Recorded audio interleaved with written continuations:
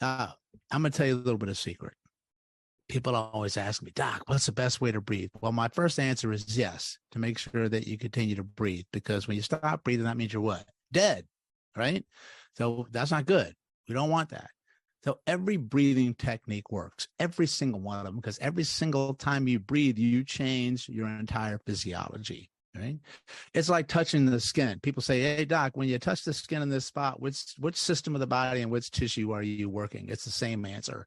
Yes, it's all or nothing. All right. It just depends on what you're trying to accomplish with your breathing, which means you're going to breathe differently when you're trying to be a hashtag beast mode monster and maybe accomplish a task at a sporting event, lift something heavy off the floor, climb to the top of a mountain where they don't have much oxygen. It's going to be very different than somebody who needs to learn how to breathe for what we're going to do.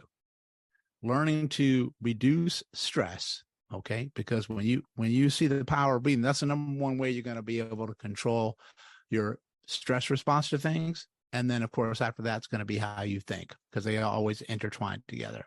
We need to calm the body, because if you can't calm the body, you can't heal, because it's going to be what they call stuck in sympathetic dominant fight or flight hypervigilance. You're always in survival mode. We'll get into this later. And you cannot heal when you're in survival mode. Why? Because your body's too busy worrying about you dying, because you can't heal when you're dead. So the goal is to get the body calm. Then the other one is to move the fluids, because every time you breathe, you're going to change pressure in your body. And what moves fluids in the body is pressure. And breathing changes pressure, particularly through your diaphragms.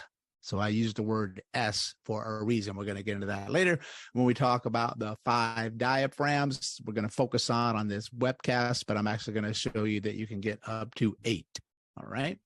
So that's the main goal that we're going to do with the techniques that I'm going to teach you. So where do you start? Well, I love to follow this rule. It's called the Pareto principle, the 80-20 rule. 20% of your activities will account for 80% of your results. What does that mean?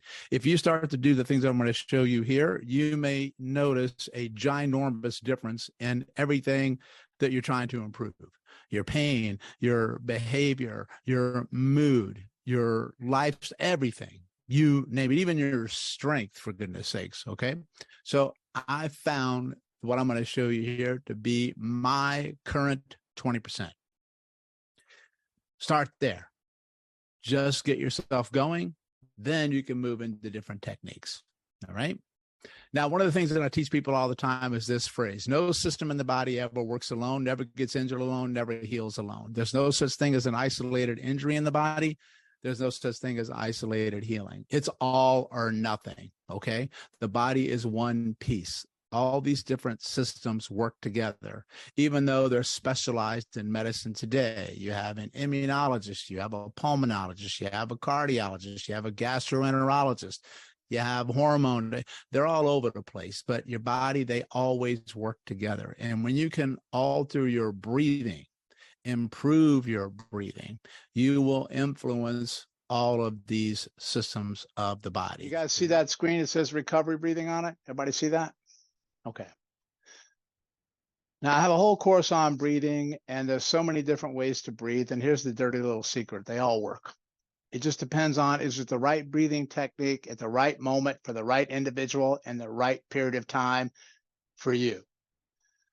I have people get so stressed about breathing because they don't know which technique to use. So I always start them off with the basics, right? This is from one of my favorite resources and my favorite books and my favorite people and my favorite authors, who's been on my podcast several times, Patrick McGowan, who's the author of The Oxygen Advantage. If you don't have that book, go buy it yesterday. And the one thing I need to remember is that exhales stimulate the parasympathetic ventral vagus. So that right there just tells you, breathe out longer than you breathe in. Okay. So here's a series that he does that I like. You're going to silent breathe in through the nose. That means I don't want to hear you breathe. It shouldn't be a big, no noise, slow and controlled and silent. Right? And don't even worry about counting how many seconds. Just slow breath in through the nose. Where do you want to keep your tongue? I would try to keep it to the roof of the mouth when I'm breathing in, right? Slow breath in through the nose. Okay. You're going to have a slow breath out through the nose. So the tongue should stay up. Front, middle, back. Silent breath in. Silent breath out. After the breath is out, pinch your nose and hold for 2 to 5 seconds without breathing, because I don't want anything to sneak into the nose or out of the nose.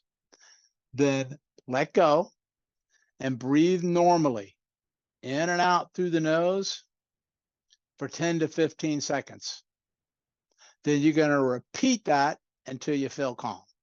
So let's say somebody cuts you off in traffic, you're feeling triggered, slow breath in through the nose, slow breath out through the nose, pinch and hold, 1, 1,000, 2, 1,000, 3, 1,000, let go, breathe normally in and out through the nose for 10 to 15 seconds, trying to make your exhales a little longer than your exhales longer than your inhales, and then do it again. Slow breath in, slow breath out, pinch and hold 2 to 5 seconds until you feel like you're good, right?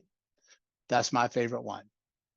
You can also do one where you just exhale longer than you inhale.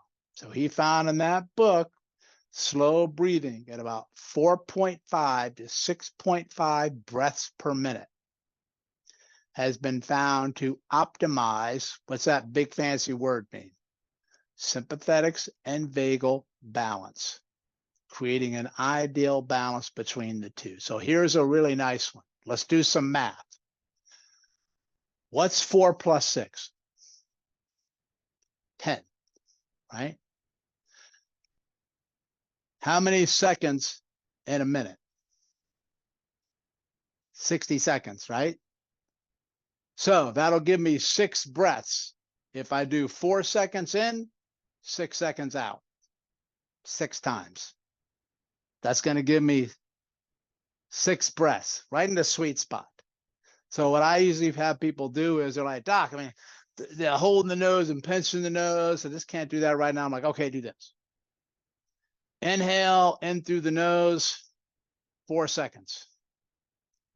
Exhale. It could be through the nose or through the mouth, whichever one you like. Exhale for 6 seconds. Don't hold your breath when it's out. You just go straight away. You breathe in again.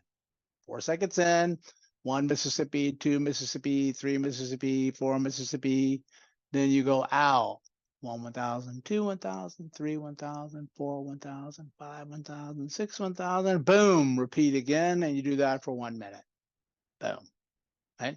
That's been shown to help reset that stress switch like crazy.